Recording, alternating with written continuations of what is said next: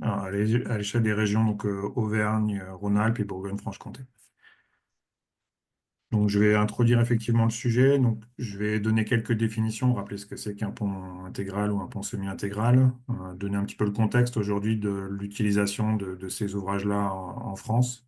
Et puis, je rentrerai un petit peu dans le détail de la conception de chacune de ces deux familles d'ouvrages. Et puis, je terminerai avec quelques éléments d'ouverture sur l'Eurocode. En ce moment, les textes de l'Eurocode sont en révision avec des objectifs de parution pour 2027. Mais ce sujet de conception intégrale est un peu plus abordé dans les futurs Eurocodes qu'il ne l'est aujourd'hui. Voilà.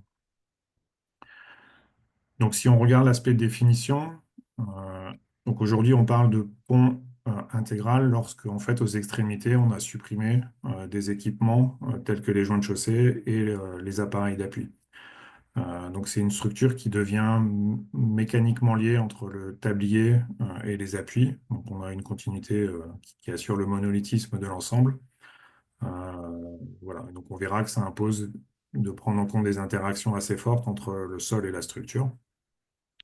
De manière voilà, un peu particulière, quand on a des appuis intermédiaires, on peut avoir le choix soit de les laisser sur un appareil d'appui, soit aussi d'encastrer, d'avoir une structure qui est complètement monolithique sur ces appuis. Le pont semi-intégral, lui, il est caractérisé par le fait qu'on a supprimé les joints de chaussée. Alors, dans certaines définitions, c'est ou joint de chaussée ou appareil d'appui, mais garder les joints de chaussée en supprimant les appareils d'appui, ça a moins d'intérêt. Et donc, la définition que je vous propose ici, c'est un joint, en fait, un pont, pardon, sur lequel on n'a plus de joint de chaussée en extrémité. Sur ces ouvrages-là, on a souvent des appareils d'appui en élastomère frété sur la culée, et c'est souvent le principe qu'on garde sur les appuis intermédiaires. Et donc, c'est une solution où il y a beaucoup moins d'interaction entre le sol et la structure que l'ouvrage intégral. Alors, si on regarde un petit peu aujourd'hui l'utilisation de ces ouvrages-là, euh, finalement, on a un usage qui est assez limité en France. Alors, ça ne veut pas dire qu'on n'en fait pas ou qu'on n'en faisait pas, on les appelait peut-être pas de cette façon-là. Historiquement, on a construit beaucoup de ponts cadres, portiques, simples ou doubles, hein, donc, qui ont été notamment documentés par les dossiers pilotes du CETRA, PICF, PIPO, POD. Donc ça, dès les années 60. Et finalement, ces ouvrages-là sont des ouvrages intégraux, puisqu'on n'a ni appareil d'appui ni joint de chaussée. Cette conception semi-intégrale, elle a aussi été documentée dans le dossier Pile-Palais, qui est aussi un dossier pilote du CETRA qui donnait les éléments de conception et de justification des appuis d'ouvrage d'art. Mais ces parties-là étaient vraiment assez peu détaillées et notamment ne donnaient pas forcément d'éléments de justification. Plus récemment, donc le CEREMA a remis à jour ce dossier pilote Pile-Palais en rédigeant donc un guide sur les appuis en béton des ouvrages d'art. Donc le tome 1 est paru l'année dernière, le tome 2 est en cours de rédaction et sera plus tourné sur l'aspect justification par le calcul des appuis. Et donc dans ce tome 1, qui est une conception générale des appuis, la conception intégrale et semi-intégrale est décrite. Mais ce qui manque aujourd'hui, c'est un peu des outils de justification. Voilà, comment on justifie ces ouvrages, comment on prend les actions thermiques un peu bridées par le fait qu'on empêche des déplacements au niveau des culées. Donc le référentiel aujourd'hui, il est quand même voilà, un peu lacunaire et finalement, ça peut être un frein à leur utilisation, alors qu'on va le voir, hein, c'est quand même des conceptions qui peuvent être très intéressantes, notamment en termes d'entretien ultérieur. Voilà, donc rapidement, hein, le constat qu'on peut faire aujourd'hui, c'est qu'on a quand même des besoins de maintenance en joint de chaussée qui sont importants, qui coûtent relativement cher. Il faut intervenir régulièrement, souvent dans des conditions d'exploitation très contraintes, hein, sur des itinéraires à fort trafic. C'est extrêmement compliqué d'obtenir des coupures longues pour pouvoir réaliser les travaux dans de bonnes conditions. Donc ça nuit quand même grandement à la qualité des travaux qui sont réalisés. Et de fait, on constate quand même que l'étanchéité de ces joints de chaussée, notamment qu'on a des petits souffles avec des structures qui sont très peu aérées aux extrémités ou en fait, dans lesquelles on ne peut pas prévoir de système de récupération d'eau ni entretenir les abous. On a des problèmes d'étanchéité assez récurrents qui entraînent des désordres qui peuvent être conséquents sur les structures. Euh, voilà, notamment corrosion des structures métalliques. On a souvent les ancrages des dalles de précontrainte qui se trouvent aux abous. Si on a des structures en bois qui sont, voilà, qui sont très très sensibles à la présence d'eau, Cette déficience d'étanchéité des joints de chaussée est, voilà, est vraiment une grosse problématique. La photo que j'ai mis en bas à droite, là, c'est un ouvrage mixte métallique des années 70 où l'âme était très fine, enfin, à peu près 14 mm, et l'âme était complètement perforée au niveau des appuis et le tablier était descendu de 2 ou 3 cm suite à cette corrosion ultime. Donc aujourd'hui, ça paraît pertinent de réfléchir à des solutions intégrales ou semi-intégrales, hein, de supprimer les joints de chaussée quand c'est possible. Euh, Donc, quand on fait un ouvrage neuf, on verra les gammes de portée, on peut faire des ouvrages jusqu'à des longueurs quand même assez conséquentes en supprimant ces joints de chaussée. Et puis, on a aussi réalisé, voilà, on a une dizaine d'exemples, peut-être un peu plus, où on a reconfiguré des ouvrages existants en les transformant en ouvrages semi-intégraux en supprimant les joints de chaussée. Donc, je vous montrerai quelques exemples par la suite. Au final, sur un ouvrage neuf, le surcoût il est assez limité. Et puis, en coût global, sur un ouvrage existant, si on profite d'une opération, on a pu obtenir une coupure assez longue. Par exemple, quand on refait l'étanchéité sur un ouvrage d'art, finalement, le coût de démolition d'un mur garde-grève et de reconstitution, on verra d'une retombée de dalle pour faire un ouvrage semi-intégral, ça ne modifie pas sensiblement l'économie du projet. Les photos, c'est des ouvrages d'un pont en bois sur la RN19, sur la déviation d'Emblanlure. Voilà, donc c'est un pont en bois de conception semi-intégrale avec une retombée de dalle qui protège la bout des poutres en bois. À l'étranger, c'est des conceptions qui sont assez pratiquées, hein. Donc il y a plusieurs philosophies. Voilà, aux États-Unis, en Grande-Bretagne, on est plutôt sur des conceptions intégrales avec des culées assez souples, avec des tubes ou des pieux.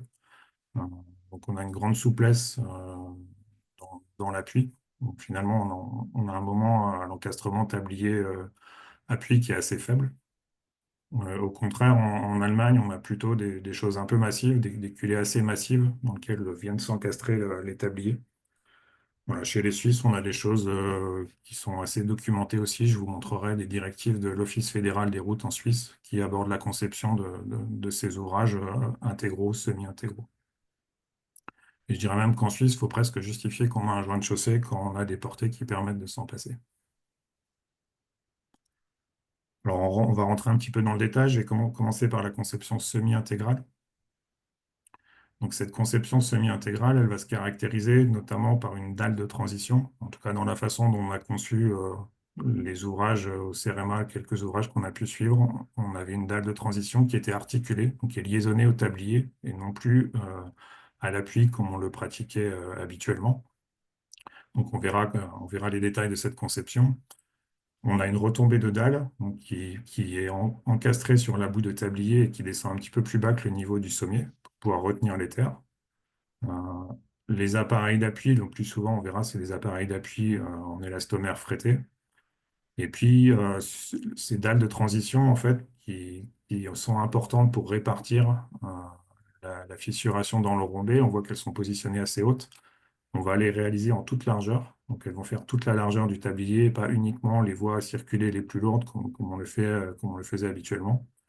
Et donc va se poser la question de comment on gère le raccordement au niveau des murs qui tiennent les terres sur les côtés et aussi un peu au niveau des équipements, hein, à quel endroit on assure la dilatation notamment des équipements. Alors cette dalle de transition, elle est recommandée quand on a des ouvrages qui sont fortement circulés. Finalement, si on a des chemins un petit peu secondaires où le niveau de confort cherché est moins important, peut-être qu'on pourrait se passer de la dalle de transition. Sur des ouvrages routiers voilà, un petit peu stratégiques, on va mettre une dalle de transition, donc finalement qui va permettre de répartir la fissuration dans les enrobés liés au mouvement thermique, qui va permettre de compenser les effets d'étassement, donc d'assurer un confort et d'éviter qu'on ait des déformations dans l'accès au tablier. Voilà. Et cette dalle de transition, ça c'est la conception suisse, elle est articulée, c'est-à-dire qu'elle peut tourner un petit peu librement sans forcément entraîner d'efforts conséquents à son encastrement dans le tablier ou à sa liaison dans le tablier. Dans les nouvelles évolutions des recommandations suisses, enfin, ils envisagent de tout simplement l'encastrer, donc finalement de supprimer cette articulation. On verra, c'est un peu complexe à réaliser en termes de coffrage. Et donc, les dernières évolutions en Suisse ont tendance plutôt à finalement encastrer cette dalle de transition. Euh, Au niveau de l'articulation, voilà, c'est ce que j'ai encadré en rouge en bas à droite. On a une mousse ou un polystyrène qui vient coffrer le vide. Et on a un appui glissant qui permet finalement de ne pas entraîner trop d'efforts au moment où on a la rotation de la dalle. L'appui doit glisser pour permettre la rotation un peu libre de la dalle. Donc, dans les conceptions qu'on a réalisées, on a utilisé soit des produits qui s'appellent appui glissant linéaire, hein, on a en fait des plaques de PTFE qui permettent un glissement, ou du carton bitumineux, c'est ce qui est écrit dans les recommandations suisses. Voilà. Et puis le dernier point de la dalle de transition, donc il faut qu'elle soit liaisonnée au tablier. Elle est articulée par un seul acier qui est en partie supérieure, c'est l'acier rouge sur le schéma. Et on le voit ici sur une coupe en cours de réalisation sur un ouvrage qui est en cours d'exécution. On voit le polystyrène blanc, l'appui linéaire noir, là, et on voit l'acier d'articulation en partie supérieure qui vient rejoindre la dalle de transition. On verra, les quantités d'acier sont assez faibles, hein. On est à 0,5% de la section de béton traversée à peu près sur les quantités d'acier qui sont mises en œuvre. Pour le reste, la dalle de transition, ben, on va la dimensionner de manière assez classique, voilà, comme toute dalle de transition, hein, pour le calcul des aciers. Il y a notamment donc, un article assez récent du bulletin ouvrage d'art du CEREMA qui reprécise la façon de concevoir ces dalles de transition. La seule particularité, c'est qu'elle va être toute largeur. Euh, On a des ouvrages existants, on a pu réaliser des connexions soit en rescellant aux abouts des poutres, voilà, et sur des ouvrages neufs, on a utilisé aussi des fois des coupleurs ou des boîtes d'attente pour réaliser la liaison entre la dalle de transition et le tablier. Ensuite, ben, les opérations sont assez classiques, hein, de ferraillage et de bétonnage de ces dalles de transition. Et la particularité, c'est qu'en fait, on va prolonger l'étanchéité du tablier sur une certaine longueur. Donc, dans les recommandations suisses, c'est au moins 1 mètre. Et vous voyez sur la photo qui est en bas à droite, là, un exemple d'étanchéité par feuille qui a été prolongée jusqu'à l'extrémité de la dalle de transition qui se trouve ici, là. Voilà, les extrémités sont quelquefois biseautées. Là, on est tout hauteur. Donc, quelquefois, on fait des extrémités qu'on appelle en nez de TGV, où on vient un petit peu diminuer le bord franc de la dalle de transition. Ensuite, on a la retombée de dalle. Donc, cette retombée de dalle, elle est liaisonnée au tablier. Donc, le mode de liaison, il va dépendre de la typologie du tablier, hein. Sur des dalles, on va avoir plutôt des poutres continues, encastrées aux abouts des tabliers. Sur des ponts à poutres, comme vous avez ici, là, un multipoutre mixte. Donc ça, c'est un ouvrage existant qui a été reconfiguré aux abouts pour être rendu semi-intégral. Le plus souvent, en fait, donc on a des platines avec des goujons qui permettent d'avoir des fenêtres de connexion de la retombée de dalle, qui ici a été préfabriquée. Et on a eu simplement un clavage au niveau de la liaison avec le tablier et au niveau de chaque poutre, voilà, clavage sur site des éléments préfabriqués de la retombée de dalle. Cette retombée de dalle, elle va passer derrière le sommier, c'est ce qu'on voit sur la photo ici. On ménage une ouverture enfin, un espace de l'ordre d'une vingtaine de centimètres. On peut mettre un petit peu moins si on a des déplacements plus faibles. Et on l'a fait retomber au moins voilà, de 20 à 30 centimètres plus bas que le niveau du sommier, avec un système drainant en général à l'arrière de cette dalle, de cette retombée de dalle. Enfin, les appareils d'appui, donc dans les conceptions qu'on a faites récemment, on a toujours utilisé des appareils d'appui voilà, en élastomère fretté. On a souvent la question de, c'est bien maintenant que j'ai un ouvrage qui est semi-intégral avec une dalle de transition qui est liaisonnée, comment je ferai le jour où je dois les changer? C'est clair, bon, si on veut les changer, il faudra avoir un déplacement très faible. Il faudra imaginer un véreinage juste de reprise de charge et ensuite de casser le bossage si on veut changer l'appareil d'appui. Donc, vous voyez qu'on a imaginé des conceptions assez aérées avec des bossages assez hauts pour essayer de faciliter ces opérations ultérieures, hein, d'avoir quelque chose où on facilite l'accès s'il y a vraiment besoin de changer l'appareil d'appui. Pour autant, voilà, maintenant, avec ces solutions de conception intégrale enfin, ou semi-intégrale, pardon, on a des environnements qui sont quand même relativement sains, et donc on peut espérer quand même une durée de vie largement prolongée de ces appareils d'appui. Voilà, sur les murs associés, il y a plusieurs solutions. Le cas général, c'est de liaisonner les murs en retour ici à la culée et l'ouvrage vient coulisser à l'intérieur. Donc ça oblige éventuellement à mettre des cornières et d'avoir un joint ici entre la dalle de transition et le mur. Donc, notamment quand on a des grandes hauteurs de soutènement, c'est plutôt la solution qu'on va privilégier. Si on a des petits murs, éventuellement on peut les encastrer au tablier. euh, et donc ils vont bouger avec la dalle de transition et avec le tablier. C'est l'exemple qui est montré sur le schéma qui est dessous là. En transformant la bout de cet ouvrage existant en semi-intégral, on a dû casser le mur en retour. euh, Et on n'avait plus d'espace, enfin de matière pour pouvoir l'encastrer à l'appui. Donc en fait, il a été liaisonné à la retombée de dalle, ici. Euh, Et la dalle de transition est passée au-dessus de ce mur, donc qui est liaisonné au tablier, hein, avec un système de polystyrène pour rendre indépendant, enfin éviter en fait que le mur empêche la rotation de la dalle de transition. Donc là, c'est suivant les cas, on va avoir des conceptions qui vont dépendre notamment de la géométrie de l'ouvrage. Et quand on accroche des murs, quand on a un mur ici, par exemple, qui permet d'ancrer les dispositifs de retenue qui est positionné latéralement sur la dalle de transition, donc il faut ménager des joints pour éviter que ce mur, en fait, empêche la rotation aussi de la dalle. En termes de justification sur ces culées semi-intégrales, où on a finalement des écrans qui sont exposés à la butée des terres assez faible en hauteur, on va les dimensionner comme un ouvrage classique, comme s'il n'y avait pas finalement de continuité et de poussée des terres, et on va réintroduire cet effet-là. Mais globalement, ça change quasiment pas le dimensionnement initial. Les effets sont vraiment très très limités. Les effets, jusqu'à maintenant, on les a déterminés avec voilà, une loi, ou en tout cas un coefficient de poussée accrue des terres qui est donné dans les directives de l'OFRU, qui sont données ici, hein, qui s'appelle extrémité de pont. Donc ça va dépendre de la poussée des terres au repos et du coefficient de poussée passive des terres. Et on sera toujours inférieur à la valeur de la butée. En termes de gamme d'utilisation, ce qu'on retrouve dans les recommandations suisses, c'est un déplacement maximal par rapport à une position de référence de 20 j'ai mis 20 mètres, c'est 20 mm, pardon, de l'ordre de 20 mm aux extrémités du tablier. Donc c'est des longueurs dilatables d'une trentaine de mètres. Et donc, dans les recommandations suisses, on a le diagramme que je vous montre ici, hein. Donc, I, c'est intégral, S, semi-intégral.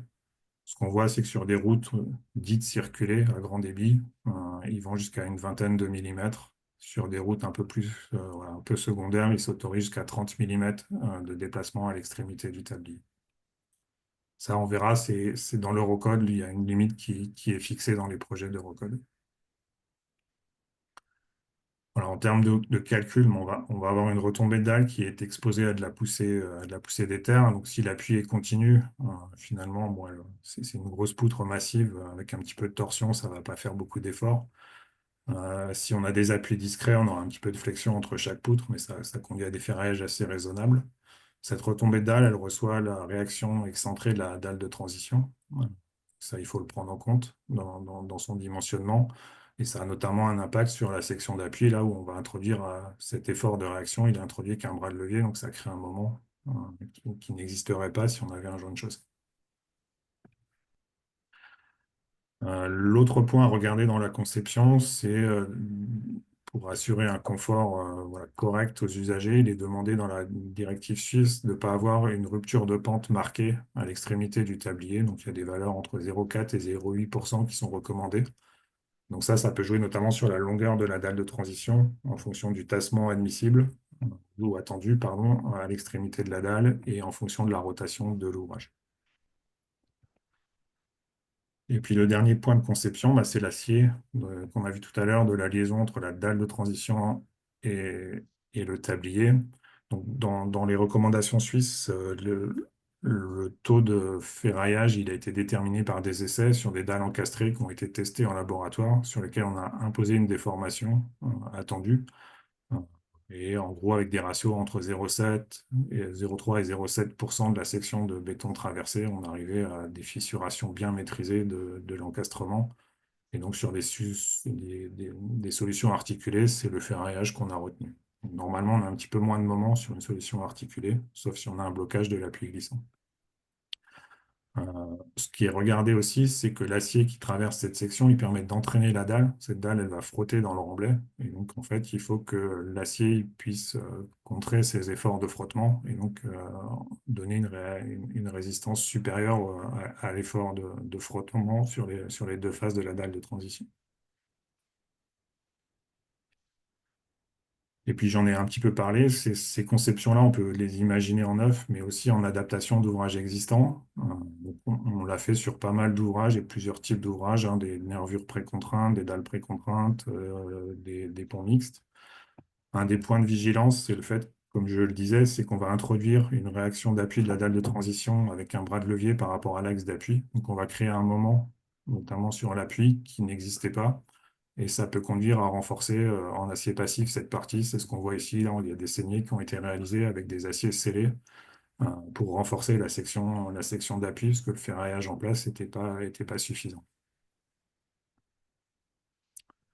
Voilà, j'ai passé à la conception semi-intégrale.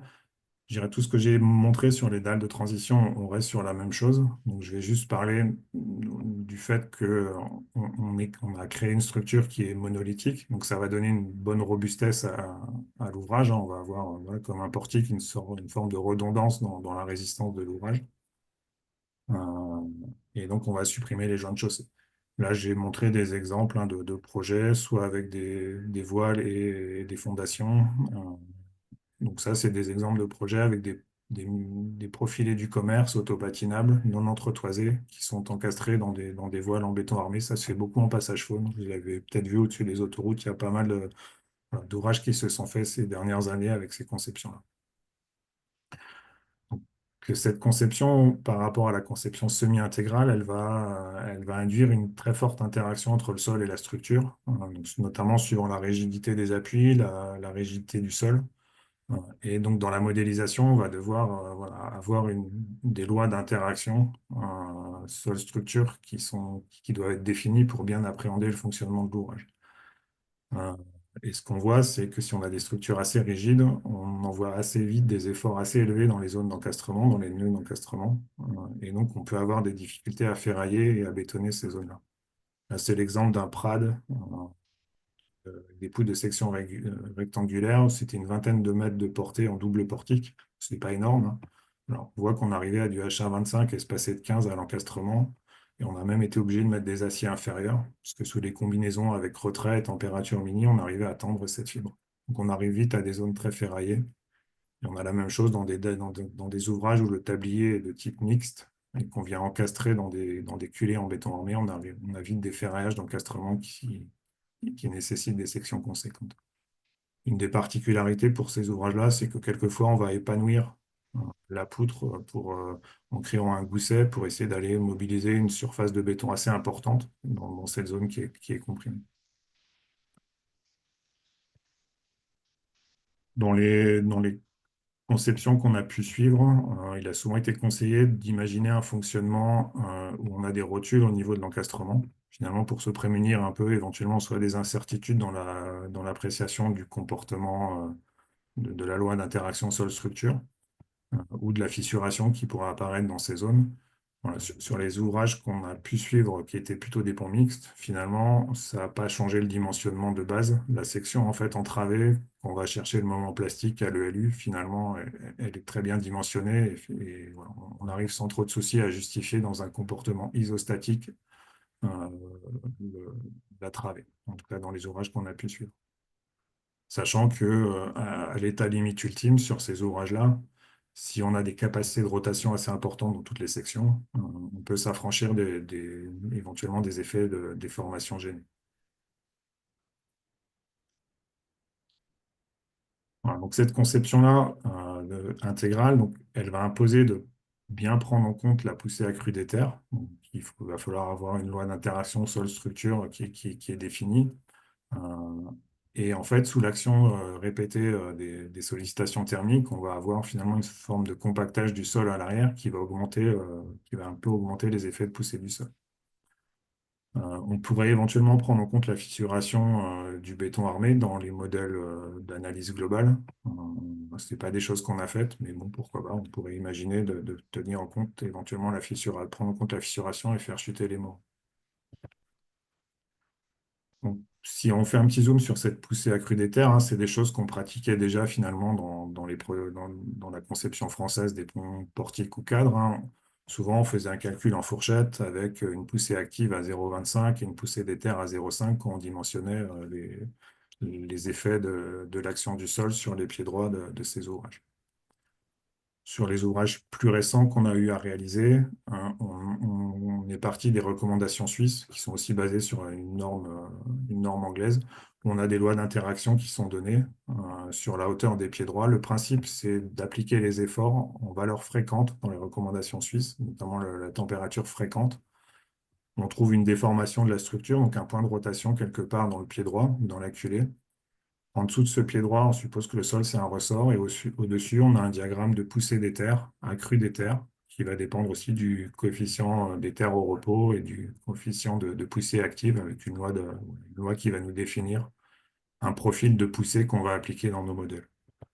Donc le principe dans ces recommandations suisses, ben, c'est de prendre la combinaison fréquente de température, de l'appliquer à l'ouvrage, de trouver un point de rotation, et sur cette base-là, de construire le modèle d'analyse globale, avec des ressorts dans les parties inférieure et une poussée d'éther dans la partie supérieure au-dessus du point de rotation. En général, on applique le même modèle sur la poussée active, hein, avec un diagramme triangulaire un peu plus faible. On ne change pas les points de rotation par simplification de la modélisation. Voilà, je termine juste avec un petit focus sur l'eurocode. Donc aujourd'hui, il y a pas mal de travaux de mise à jour des eurocodes. Il y a aussi des travaux sur les eurocodes pour ouvrages existants. Et on va retrouver des mentions sur les conceptions intégrales, notamment dans l'annexe A2, qui est l'application des règles de l'Eurocode pour les ponts dans l'Eurocode 0. Donc, c'est l'article A2.7.10 qui va traiter de ces conceptions-là. Donc, voilà, j'ai pas tout mis, mais on retrouve des limites d'utilisation. On dit qu'un pont intégral ou une culée intégrale, on peut la concevoir jusqu'à des déplacements, des mouvements caractéristiques de plus ou moins 30 mm aux abouts des tabliers. Donc, ça commence à faire pas mal. Cette annexe précise qu'on doit prendre en compte en fait la sorte de consolidation des sols sous l'action des cycles répétés de température. Et on doit aussi avoir une approche différenciée suivant le sens du mouvement de la culée. Quand la culée va vers le sol, on va prendre la poussée effectivement passive, et quand elle viendra plutôt vers l'intérieur, on sera plutôt à prendre en compte une poussée active. Et l'Eurocode 0 donc, renvoie à l'Eurocode 7 sur notamment les lois d'interaction à prendre en compte. Et aujourd'hui, dans l'Eurocode 7, la loi qui figure, elle vient de recommandations allemandes. Euh, Elle ressemble un petit peu à la recommandation suisse. Quand on compare les deux, on a des choses assez similaires. Ce qui manque, c'est un peu les façons voilà, de prendre en compte ces lois d'interaction. On voit que ici, donc on a un coefficient qui va dépendre de la profondeur et qui dépend notamment d'un déplacement. Et on ne dit pas si ce déplacement, il faut le recalculer pour chaque combinaison qu'on va tester ou si on fait une combinaison type. Et ensuite, on applique toujours le même modèle. Ces choses-là, il va falloir les régler. Alors, ça ne sera peut-être pas dans l'Eurocode, mais peut-être qu'il faudra des recommandations un peu françaises pour définir la façon d'appliquer ces règles pour avoir des choses qui sont quand même un peu opérationnelles en termes de modélisation. Voilà, pour terminer, donc j'ai évoqué un certain nombre de documents. Au niveau CEREMA, on va publier des choses sur ces conceptions intégrales dans deux guides, un qui s'appelle Adaptation des ouvrages existants à de nouveaux usages, et un qui s'appelle Ponts intégraux. Donc celui-là, il est un petit peu moins avancé, les ponts intégraux, mais voilà, je dirais dans 1 ou 2 ans à venir, on aura des choses qui seront publiées sur ce sujet-là. Donc sinon, donc j'ai parlé des recommandations de l'OFRU qui sont disponibles gratuitement sur le site de l'OFRU, et donc notamment la partie extrémité de pont. Ça s'appuie sur une thèse qui a été faite à l'EPFL de Lausanne, qui est aussi disponible gratuitement. Voilà. Et puis, il y avait un guide INTAB qui avait été fait dans le cadre voilà, d'une recherche sur le fonds Colon Steel, qui est aussi, voilà, qui donne notamment des conceptions de culée intégrale et qui est aussi disponible sur Internet sans frais. Voilà, je vous remercie.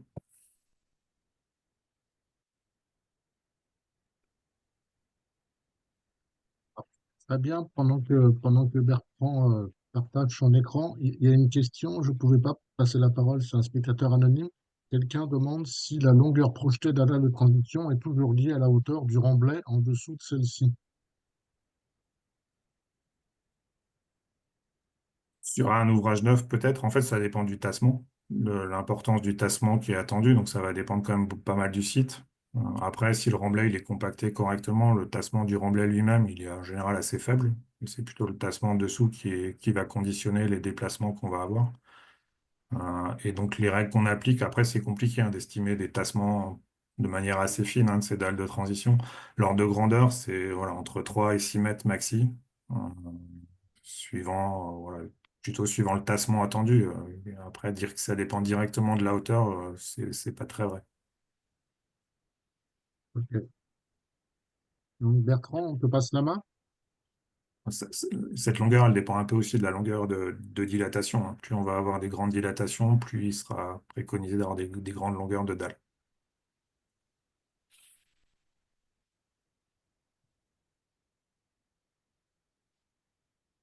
Bonjour à tous. Je ne sais pas si vous m'entendez. Est-ce que c'est Si, bon? si, très bien. Ok. Donc, bonjour à tous. Je m'appelle Bertrand Lay. Je suis ingénieur ouvrage d'art au bureau Ney et Partners à Bruxelles depuis 2019. Et avant ça, j'ai travaillé 8 ans chez Arcadis et à Paris et 4 ans chez Arup à Amsterdam sur divers projets de ponts et passerelles dans ces trois pays et ces deux langues. Euh, alors, est-ce que ça va marcher ça? Voilà. Ok, donc pour ce webinaire, j'ai suivi un plan qui bon, repose la problématique, mais on va aller rapidement parce que je pense qu'elle a été bien introduite par Fabien. Et après, je vais présenter quelques concepts qu'on a retenus au bureau pour traiter ces ouvrages intégraux avec des exemples d'illustration. Et je ferai une brève conclusion de notre expérience. Euh, Donc, simplement pour rappeler le sujet, euh, donc l'ouvrage il est soumis à des variations de température qui impliquent une dilatation et une contraction du tablier. Et donc, la pratique courante, c'était les joints de dilatation, les appareils d'appui pour accommoder ces mouvements. Et comme l'a montré Fabien, donc ça pose des questions d'entretien, de maintenance et de remplacement au cours de la vie de l'ouvrage. Et donc, outre les coûts associés à ça, il peut y avoir des difficultés, que ce soit en termes de compétences chez le gestionnaire de l'ouvrage, en particulier les petites collectivités, ou aussi la nuisance induite par ces opérations lorsqu'on franchit un réseau fortement exploité ou critique. Et donc, dans nos projets, on a vu de plus en plus un intérêt pour les ouvrages semi-intégraux de la part du client, ou en tout cas, quand on proposait des conceptions intégrales, d'avoir un retour positif. Et donc, on a cherché dans différents projets à avoir des stratégies de conception qui puissent répondre finalement à un schéma de statique de l'ouvrage qui change, puisqu'on bloque finalement ce mouvement. Alors, donc, je vais présenter trois concepts qu'on a pu appliquer. Le premier concept, c'était de jouer sur la géométrie de l'ouvrage finalement pour libérer le mouvement de dilatation du tablier. Un autre cas qui a été de jouer toujours sur la géométrie, mais aussi sur les fondations pour essayer d'avoir un système souple et permettre quelque part une certaine respiration de l'ouvrage. Et puis enfin, le cas un peu plus courant, c'est de traiter euh, le cas bloqué en limitant la longueur dilatable finalement. Alors pour présenter ces exemples-là, je me suis appuyé sur trois réalisations du bureau. Pour le concept 1, donc je vais présenter brièvement la passerelle de Bourg-les-Valences. Pour le concept 2, la passerelle du pôle multimodal de Quimper. Et le concept 3, le pont d'Archie. Alors, pour le concept 1, qui est donc joué sur la géométrie de l'ouvrage, la passerelle de Bourg-les-Valences, d'une longueur de 103 mètres. Alors, je vais brièvement décrire le projet dans son ensemble, même si ce n'est pas l'objet, mais pour essayer d'expliquer pourquoi on a cette géométrie un peu curieuse en plan. Donc, l'origine du projet, c'est le remplacement d'une passerelle existante qui était inutilisée, euh, qui devait relier finalement le centre-ville et Bourg-les-Valences au Rhône et à l'île Giraudet, en franchissant donc l'autoroute du Soleil qui a été construite en 65. Mais cette passerelle donc était construite en 89, assez peu engageante pour finalement les piétons, parce qu'elle était très haute, étroite, il y avait des tours ascenseurs, des espaces exigus qui sentaient mauvais, etc. Donc un franchissement très fonctionnel et technique, mais qui dans la pratique n'était pas utilisé. Et donc nous, quand on a conçu l'ouvrage, on a dit on va essayer déjà d'intégrer tous les défauts visibles de l'existant pour proposer quelque chose de plus urbain et plus fonctionnel pour les utilisateurs. Alors donc le première idée, c'était déjà d'abaisser autant que possible la ligne de foulée des usagers. Et donc plutôt que de franchir la départementale, on a décidé d'accoster au niveau de la départementale. Et finalement, donc ça a plu, ça a permis d'abaisser déjà de 2 mètres la ligne de foulée. Et dans le cadre du projet, finalement, le maître d'ouvrage a décidé de déporter la départementale en contrebas. Et donc on a même plus ce croisement entre piétons et voitures, et un parc finalement un peu étendu. Et donc ça, c'était une première idée. Et donc pour être aussi abaisser la ligne de foulée, avoir une hauteur structurelle de tablier la plus faible possible. Donc ça a joué sur le choix de type d'ouvrage. Et enfin, on souhaitait supprimer les ascenseurs et donc traiter le projet avec des rampes à pente inférieure à 4%. Et donc ça explique un peu cette forme courbe, et parce qu'il fallait développer un linéaire de rampe finalement suffisant dans l'emprise de projet. Et donc on a, bon, il y a d'autres raisons urbaines, et cetera, mais on est arrivé à cette forme d'ouvrage et de tablier un peu particulière. Alors, d'un point de vue structurel, on s'est porté sur un ouvrage haubané asymétrique avec un mât central articulé. Donc il fallait un ouvrage qui portait par le dessus si on voulait une structure la plus fine possible. Et on s'est porté sur ce type de système, puisqu'un bowstring allait difficilement fonctionner dans cette géométrie en plan, et un suspendu aurait été plus souple encore. Donc, c'est un peu les raisons qui ont conduit vers ce choix. Et compte tenu de la géométrie en plan, on s'est dit qu'on avait l'opportunité de faire un ouvrage intégral, donc avec une plus faible maintenance ultérieure pour la maîtrise d'ouvrage.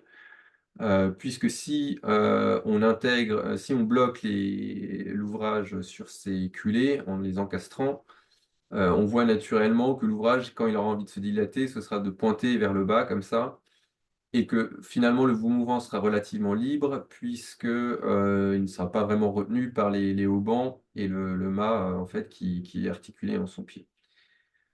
Et donc c'est un peu la genèse du projet de se dire on peut faire un ouvrage intégral là-dessus. Alors, si je décris un peu plus l'ouvrage maintenant au niveau des appuis, donc du côté de la culée Giraudet, donc côté PAF, en fait, on a encastré le tablier sur un voile central, finalement, en léger porte-à-faux. Et après, on est sur un système de semelle sur pieu. La base du pylône est articulée, mais ça, je ne vais pas forcément détailler ça. Et côté Barjon, côté ville, finalement, donc on a une succession de colonnes préfabriquées. Et ensuite, on a un voile continu coulé en place qui est encastré aussi dans le tablier. Donc le tablier, il y a une partie béton et une partie métallique. Et donc pour l'étude de l'ouvrage, on a fait une modélisation tridimensionnelle complète de l'ouvrage, évidemment, mais intégrant ces culées, puisqu'il y a un fonctionnement d'ensemble de l'ouvrage. En intégrant les pieux comme étant des ressorts avec des rigidités qui étaient fournies par l'ingénierie géotechnique du projet, et qui intègrent des propriétés court terme, long terme, enfin des choses un peu usuelles. Alors si je détaille un peu la connexion pile-tablier côté Giraudet, finalement, on avait un système qui permettait de transmettre à la fois les efforts, enfin les différents efforts venant du tablier vers le voile par glissement et par en traction-compression.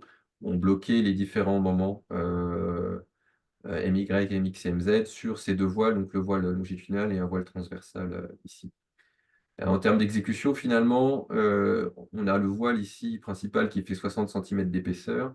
Et donc, on avait deux rangées de barres acier finalement qui permettaient de venir d'ancrer et de bloquer le tablier métallique. Et une tôle de fermeture qui était soudée après coup sur site pour reconstituer la section métallique d'ensemble. Alors, côté Barjon, c'est un peu plus compliqué. En fait, il y a le tablier métallique qui vient s'encastrer dans une section dans le tablier béton qui est la suite de l'ouvrage, et par lequel l'ensemble des efforts doivent être transférés d'un matériau à l'autre. Et donc, il s'est fait par des systèmes de barres aussi sur le pourtour de la section, et qui transfèrent l'ensemble des efforts. Et puis après, donc, il y a une série de colonnes successives préfabriquées qui viennent s'encastrer dans le tablier métallique. Donc, il y a une première zone finalement où c'est des plats métalliques bougonnés qui permettent de faire le transfert d'effort. Et après, on fonctionne simplement par, euh, par des colonnes en béton armé. Alors ici, on a eu besoin d'une certaine souplesse finalement aux extrémités. C'est pour ça qu'on est parti sur ce système de plats et pour transmettre les efforts. Euh, donc c'était des zones un peu particulières et compliquées, puisqu'il y avait à la fois ce détail-là et ponctuellement l'ancrage du haut-banc, puisqu'il y a des hauts-bancs encore qui viennent ici s'ancrer euh, dans cette zone. Euh, alors en synthèse, sur ce cas-là, on peut voir que c'est en fait le tracé en plan qui permet une certaine dilatation libre de l'ouvrage et donc qui permet d'envisager un ouvrage intégral. Dans le cas présent, finalement, l'interaction sol-structure, elle influe assez peu sur le dimensionnement puisqu'on veut de toute manière que les culées soient rigides et des points fixes dans le projet. Elle n'empêche pas, ce n'est pas un point bloquant vis-à-vis du mouvement de dilatation de l'ouvrage. Ce que j'ai essayé de montrer, c'est que ça pouvait conduire quand même à des tailles de connexion un peu plus complexes et qui nécessitent quand même une étude un peu fine au cours de la conception. Et on n'a pas fait l'exercice de comparer, mais finalement, par rapport à des solutions un peu plus standards ou des projets de passerelle, ce qu'on a vu sur ce cas-là, mais aussi dans d'autres projets, c'est qu'on a toujours des fondations un peu plus conséquentes sur les culées, mais qu'à l'inverse, on peut réduire celle-ci sur les appuis intermédiaires, et que donc l'un dans l'autre, c'est pas forcément pénalisant, c'est par contre un transfert d'appui entre appuis, quoi. Alors, j'ai mis ici un tableau qui récapitule les différents intervenants, donc la maîtrise d'ouvrage, la ville de Bourg-les-Valences, qui était accompagnée de Strains en maîtrise d'ouvrage. On franchissait l'autoroute, donc ASF avait missionné Quadric pour l'accompagner techniquement sur ce dossier. D'un point de vue maîtrise d'œuvre, Ney était mandataire du groupement et architecte et ingénieur ouvrage d'art. ETIS nous accompagnait sur la phase de maîtrise d'œuvre travaux et sur la partie VRD, scène publique sur la mise en lumière du projet, Michel Deving sur l'aspect paysager de tout le parc et des avoisinants. APAV et Alpe-Contrôle dans les bureaux Veritas pour les contrôles divers sur chantier, Razelbeck et Viry en entreprise travaux et leur bureau interne en études d'exécution. J'ai mis un autre projet où on a exploité le même concept de libérer l'ouvrage lié par sa géométrie, plutôt d'une toute autre échelle. Donc là, on est sur le viaduc d'approche du pont de Nimègue, donc c'est un viaduc de 600 mètres de long où finalement les arches, cette fois, peuvent respirer en se dilatant, en se déplaçant par le haut.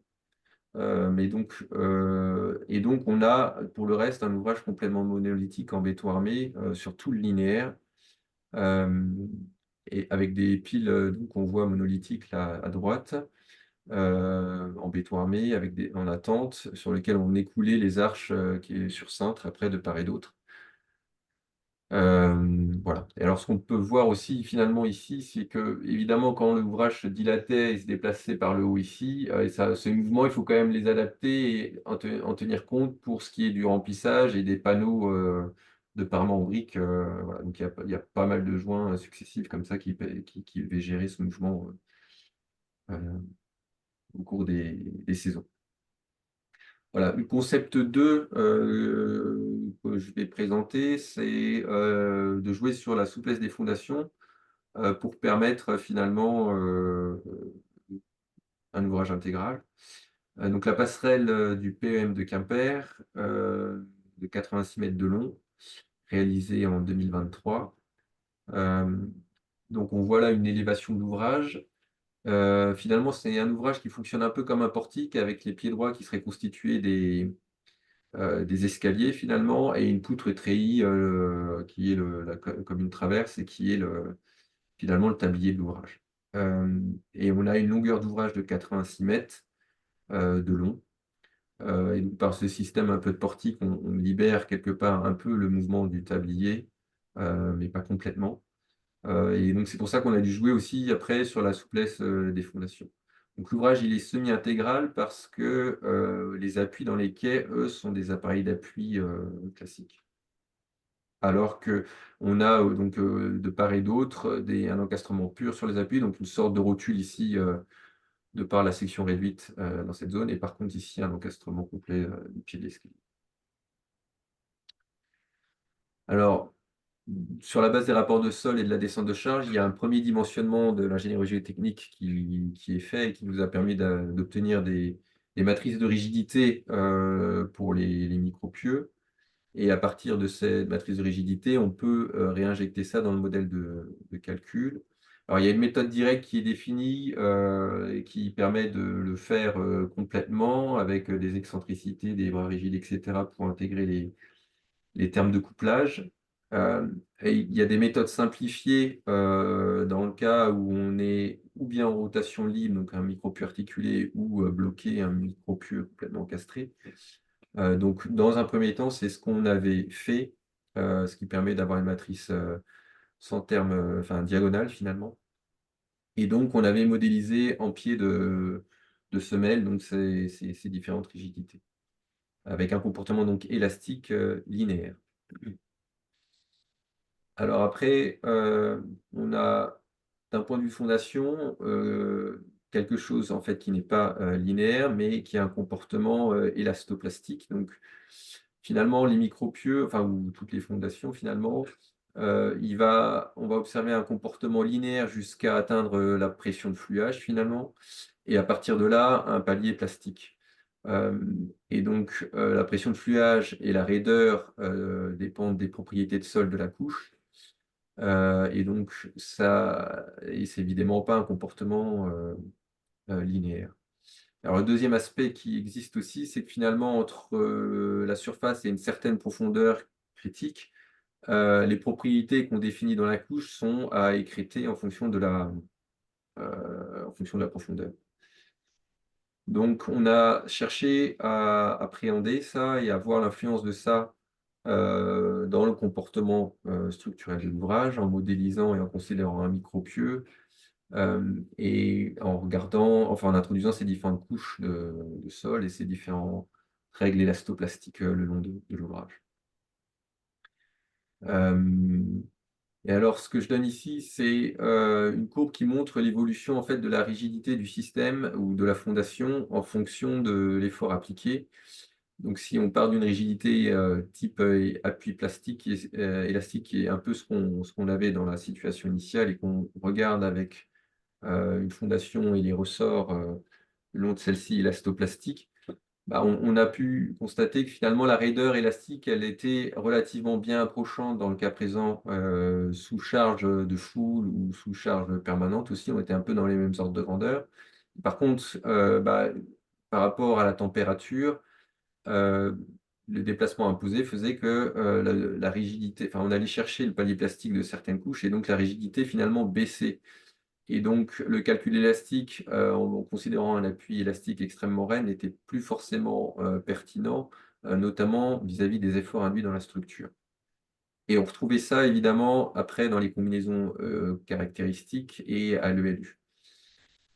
Et donc, ça nous a amené à dire qu'il fallait nécessairement et absolument intégrer cette interaction sol-structure dans le dimensionnement d'ensemble du projet.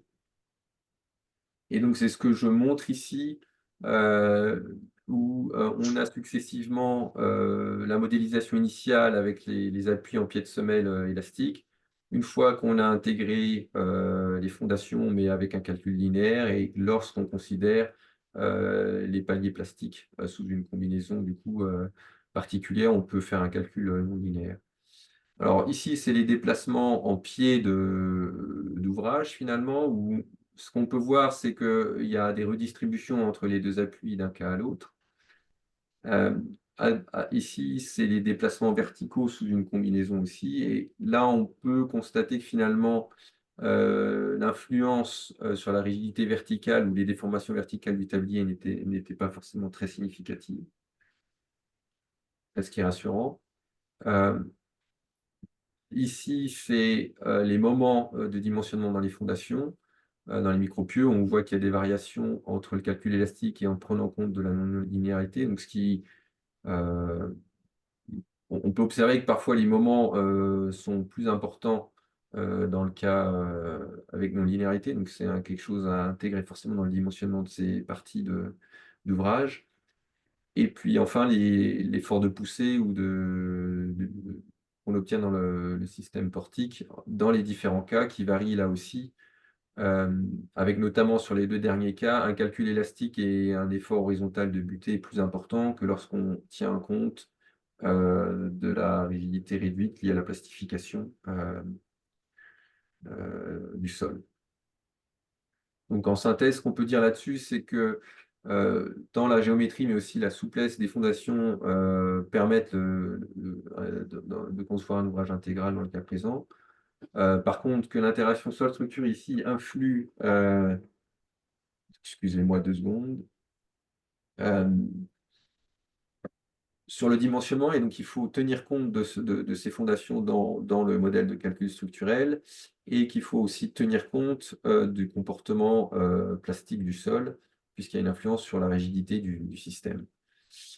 Au niveau de la superstructure, finalement, en déformabilité verticale, l'influence était relativement faible, et donc on a pu mener un calcul, je dirais, d'analyse modale et pour analyser le comportement vibratoire de l'ouvrage sur la base de rigidité élastique, donc le modèle un peu initial. Et puis au niveau de fondation, donc je dis juste qu'évidemment, il fallait tenir compte de ces linéarités pour leur dimensionnement. Voilà, en synthèse, les acteurs du projet, le client c'était Campagne Bretagne Occidentale, donc la maîtrise d'ouvrage, enfin la collectivité locale, accompagnée de Transamo. Donc SNCF était intervenant en tant que gestionnaire d'infrastructure franchie. Né avait le rôle d'ingénierie et d'architecte du projet. Pour la partie ouvrage d'art, Arcadis nous accompagnait en VRD et maîtrise d'œuvre travaux. Concepto en éclairagiste, Terre, qui était le mandataire, était en charge de l'urbanisme et du paysage de l'ensemble du pôle multimodal. Socotec et Veritas pour les aspects de contrôle sur chantier.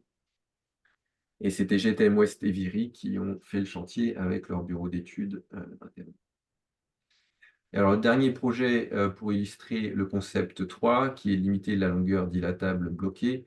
Je me suis appuyé sur ce projet, donc réalisé en 2014, donc le pont d'Archy, donc il y a un ouvrage Bowstring encastré dans ces culées. Donc c'est un ouvrage qui veut se dilater à chacune de ces 2 extrémités, un ouvrage bowstring, donc avec un encastrement complet de la section d'extrémité sur le voile de la culée. Donc c'est une culée constituée d'un voile et de murs en retour fondés superficiellement. Et donc l'ouvrage se dilate et il vient il vient embuter contre ces fondations. Donc on est un peu dans le contexte et le schéma décrit par Fabien avant. Donc on va retrouver les choses qu'il a présentées. Donc sur ce diagramme, on voit finalement ce qui se passe au niveau des poussées des terres. Donc ici sur l'axe, c'est la poussée des terres sans déplacement avec le coefficient K0 usuel. Et ce qu'on voit, c'est que la poussée des terres finalement, lorsque l'ouvrage vient en buter contre le sol, on est dans ce cas-là, donc c'est les poussées passives, et donc le coefficient de poussée augmente significativement. Donc on obtient des valeurs qu'on appelle Kp usuellement. Et à l'inverse, quand l'ouvrage finalement s'écarte ou du coup il y a un certain relâchement, la poussée diminue et on est en poussée active avec le coefficient K. Donc l'Eurocode définit ces coefficients de poussée K et Kp dans l'annexe C de l'Eurocode 7 en fonction des propriétés du sol de remblaiement ou du sol à l'arrière de la culée et permet donc de définir ces coefficients de poussée. Pour ce projet et pour d'autres jusqu'à maintenant, on a utilisé pour évaluer en fait les poussées additionnelles dans les cas de température, on a utilisé dans le cas présent ce qui était dans le guide de l'INTAB, donc je crois qu'elle avait été aussi mentionnée par Fabien avant, où finalement, à partir de ces coefficients K et KP, on définit des poussées additionnelles complémentaires. On a notamment en butée, KP MOB, qui est une formule un peu complexe peut-être que vous ne voyez pas ici, mais qui reprend un peu les formules, enfin c'est tout le temps un peu la même chose qu'avait présenté Fabien, mais ça change d'un code à l'autre légèrement. Et donc ces pressions sont ajoutées comme des charges dans les cas de charge de température euh, pour le dimensionnement de l'ouvrage.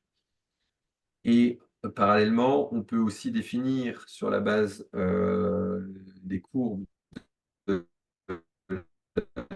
l'annexe C de l'Eurocode. Donc on peut créer une relation entre effort et déplacement et donc des raideurs horizontales qu'on applique le long du voile. Et donc évidemment, c'est des raideurs qui tiennent compte à la fois de l'action, si elle est court terme ou long terme. Et la pratique courante en Belgique, finalement aussi, c'est d'intégrer une certaine variabilité et donc de travailler en enveloppe sur les raideurs issues du sol, donc avec un facteur de racine de 2 à la hausse ou à la baisse, donc un rapport de 2 finalement entre un modèle raide et un modèle souple pour le calcul structurel de l'ouvrage. Et donc voilà pour ce qui est de cet ouvrage. En synthèse, j'espère avoir pu montrer au travers de ces exemples qu'il y a différentes stratégies possibles de conception, que les logiciels de modélisation et de calcul aujourd'hui permettent de bien appréhender finalement les effets induits et donc de potentiellement sortir des solutions usuelles et courantes avec appareil d'appui et joints. Et que si les Eurocodes donc, ne couvrent pas de façon exhaustive le sujet, mais ça a l'air d'évoluer, il y a déjà possibilité de se tourner vers d'autres guides et références, suisses et allemandes donc, enfin notamment, je ne pense pas que ce soit les seuls.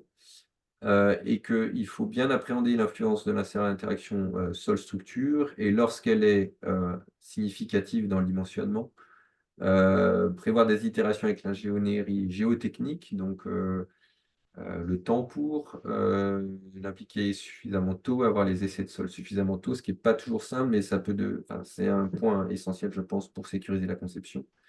Et le deuxième aspect, c'est aussi de penser à décrire pour les études d'exécution cette interaction et le besoin d'un modèle global, puisque c'est pas forcément évident pour les entreprises à avoir une vision d'ensemble dans les études d'exécution, c'est plutôt la pratique contraire.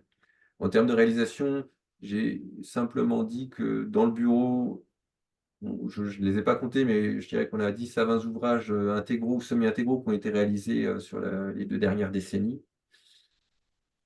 Parce que ce sont des ouvrages économiques moins chers pour l'interrogation parce qu'on n'a pas fait une comparaison sur un projet pour comparer l'option avec et sans, mais on peut seulement dire que c'est des ouvrages qui étaient dans les prix usuels d'autres ouvrages de même portée, de même longueur, etc. Donc ils sont économiques en ce sens-là, ils ne sont pas forcément moins chers qu'une variante ou une équivalence. Ça, on n'a pas pu faire l'étude par rapport à une solution non intégrale. Mais on a constaté quand même un bénéfice sur la réduction des interfaces entre intervenants sur le chantier.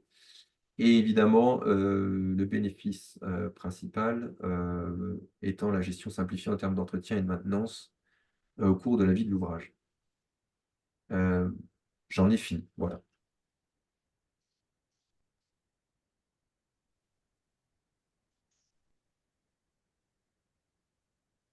Bien, un grand merci. Deux exposés très intéressants. Je vois pas encore des questions, mais n'hésitez pas, hein. Vous pouvez lever la main ou mettre les questions dans le fil de discussion. Moi, je me posais une première interrogation pour l'un ou l'autre, c'est quels sont, dans ce qui a déjà été fait, c'est quoi les portées maximales qu'on peut imaginer? Là, on a vu des ouvrages de 70 mètres. mais on peut imaginer des portées encore plus grandes. Et si je parle de l'expérience qu'on a au CEREMA, le plus grand ouvrage qu'on a fait sur un ouvrage classique, hein, c'est non, un bipoutre mixte sur la rocade sud de Strasbourg. On était à 90 mètres de longueur d'ouvrage avec des appareils d'appui sur toutes les lignes, donc à peu près 45 mètres de longueur dilatable. D'accord. Ouais, moi, je dirais que ça dépend aussi du contexte. C'est-à-dire que les exemples, le premier ouvrage, la passerelle, elle faisait 103 mètres de long.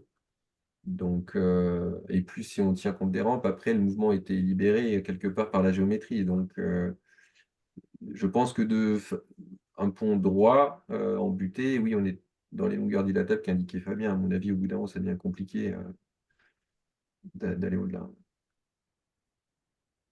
Alors, je vais passer la parole à Vincent Bonnefoy qui a beaucoup de questions. Voilà, j'ai ouvert votre micro. Bonjour, vous m'entendez? Oui, très bien. Ouais. Bon, désolé, hein, j'ai envoyé un gros bloc de questions. Ouais, J'ai assisté aux deux présentations. Bah, j'avais surtout des questions sur la présentation de Fabien Renaudin là, pour la conception des ouvrages. Déjà, la première, c'est est-ce qu'il serait pertinent de concevoir des ouvrages directement isostatiques sur rotule Fraissinet plutôt que finalement de faire un ferraillage d'encastrement, puis après quand même de considérer un cas où on aurait une travée isostatique parce qu'on aurait un relâchement au niveau des encastrements pour une raison X ou Y. Pourquoi pas, après, c'est pas forcément plus simple à réaliser. Enfin, il faudra protéger je sais pas, la section rétrécie. Bon, pourquoi pas. Moi, je l'ai vu faire sur des ouvrages un peu plus modestes que ceux que j'ai montrés là, sur des ouvrages de 10-15 mètres, notamment des rideaux de pale planche encastrés avec une section rétrécie des deux côtés, goujonnée. D'accord, mais oui, c'est pas en fait la complexité apportée par la protection et la réalisation de la rotule Fraissinet. Finalement, à la fin, on ne gagne pas forcément plus que des ferrailles un peu plus en encastrement, quoi. Je sais pas, enfin, je l'ai pas vu faire, mais ouais, pourquoi pas, hein. Ok. Bon, j'enchaîne sur la deuxième question. Là, j'ai vu les pages 37, enfin, il y avait une référence au règlement. Enfin, sur les coefficients de poussée, il y a beaucoup de guides, de normes qui donnent des approches un peu différentes, mais souvent toutes similaires. Mais j'ai quand même l'impression que d'une manière générale, les résultats des coefficients de poussée, ils sont assez loin de ce qu'on appliquait avant sur des ouvrages de type portique couvert double jusqu'à 45 mètres de long, où on faisait un coefficient 0,25-0,5 en enveloppe, et puis ça roulait, quoi. Donc, je sais pas. Est-ce que c'est pas un peu la surenchère, ces calculs de coefficient de poussée en fonction des déplacements? Enfin, ouais, ouais, c'est une question comme ça un peu philosophique là, hein. Peut-être. Après, on arrive à des choses raisonnables malgré tout, dans ce que j'ai pu voir. Mais oui, la difficulté, c'est de contourner la règle. Enfin, dans l'Eurocode, dans les futures versions, il y aura des lois d'interaction qui sont proposées. Voilà, je sais pas comment elles ont été validées en Allemagne notamment. Et oui, on arrive à des coefficients qui sont un peu plus forts. Voilà. D'accord. Et Mais du coup, et par c'est vrai que curiosité, dans les pods, on était à 2 fois 22 mètres, 2 fois, ouais, peut-être un peu plus, ouais, 45 mètres indiqués dans la question là. Et c'est vrai qu'on n'a pas forcément de fissuration anormale détectée sur ces ouvrages, quoi. Peut-être des déformations, mais peut-être plus liées au fluage des traverses. ouais, mais non seulement je pense qu'on avait pas, je sais pas si on avait beaucoup de déformations, mais en plus le comportement de la chaussée aux abouts, enfin pour peu que la dalle de transition ait été bien réalisée, il n'y avait pas une grosse fissuration de la chaussée particulière. Enfin, pas à ma connaissance, pour les quelques-uns que j'ai pu visiter. En fait, la question c'est est-ce que sur des ouvrages jusqu'à 45 mètres, on serait capable de rester dans une conception de dalle de transition à la française avec un corbeau, une dalle un peu plus basse et plutôt que d'aller faire une dalle ancrée dans le ourdi. Dans l'ouvrage que j'ai montré, le Prad, un double portique intégral, là, on était resté sur une conception classique des dalles de transition avec 2 fois 20 mètres à peu près. Ouais, ok. Ouais, bon, c'est donc. Ok. Et je sais pas alors pourquoi vous avez fait ça pour la Suisse, mais du coup, je passe la question, je saute celle sur les Anglais, parce que je pense qu'on fiche un peu, mais la question dalle de transition à la Suisse de pleine largeur, euh, il me semblait là, avoir entendu qu'on allait parler des raccordements de dispositifs de retenue aux abous. Moi, je vois le problème arriver des ouvrages avec des DR de niveau H3, H4 là, et qui sont fondés sur des dalles de frottement. C'est vrai que si on a la dalle de transition qui part de tout en haut du tablier, comment on fait quoi? À moins qu'on relie directement le dispositif de retenue à la dalle de transition en elle-même. Ouais, c'est ce que j'ai montré. Peut-être le dessin était peut-être un peu petit, mais effectivement, enfin, on fait des rebords sur la dalle de transition sur lequel on avait liaisonné les montants et après on fait la transition plus loin que la dalle. Le D'accord. raccordement se fait hors dalle. Le raccordement se fait hors. Ok, j'ai compris. Le raccordement se fait hors dalle, d'accord. Et enfin, dernière question. Je vois que la boue après. J'en ai une autre, mais elle est coupée, c'est pas grave. Le comportement au séisme de ces ouvrages semi-intégraux, quand on a une dalle qui est prise dans le sol, c'est quelque chose qu'on arrive à qualifier. Est-ce que c'est bénéfique? Est-ce qu'on peut s'en servir pour retenir un tablier, par exemple? Enfin, surtout quand on transforme un tablier flottant en lui mettant des dalles de transition qui frottent dans le sol. Pas expert en séisme de mon côté. Je pense que c'est bénéfique, mais voilà, comment le prendre en compte, je sais pas, je sais pas. Ok. Mais c'est sûr enfin, je pense qu'on a en tout cas une stabilisation du tablier. Ouais, mais je partage cet avis-là, mais c'est pour le quantifier, on va dire que c'est pas Il y a, évident. Ouais, il y a aussi plus de masse entraînée vis-à-vis des appuis, quoi, je pense, du coup, hein.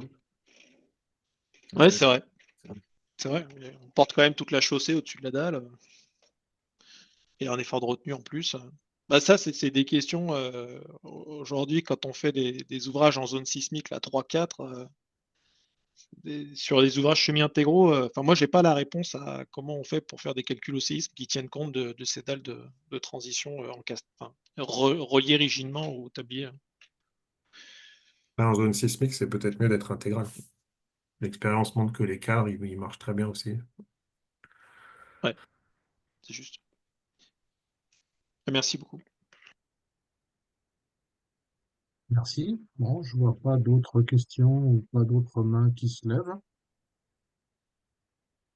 Je pense que les exposés ici, il y a Bernard Jacquier. Je ouvre son micro. Tu peux parler, Bernard. Je voulais dire que ça fait très longtemps qu'on fait des ponts intégraux. Tous les ponts en maçonnerie sont déjà des ponts intégraux. Une petite remarque à côté.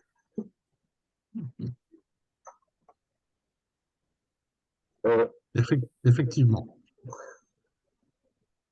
On a du mal à en faire des neufs. Chez nous, oui, mais en Chine, ils en font pas mal en ce moment. Et en Afrique aussi.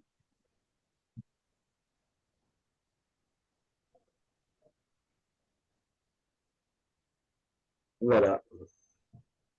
Merci, Bernard. Je vois pas trop d'autres manifestations.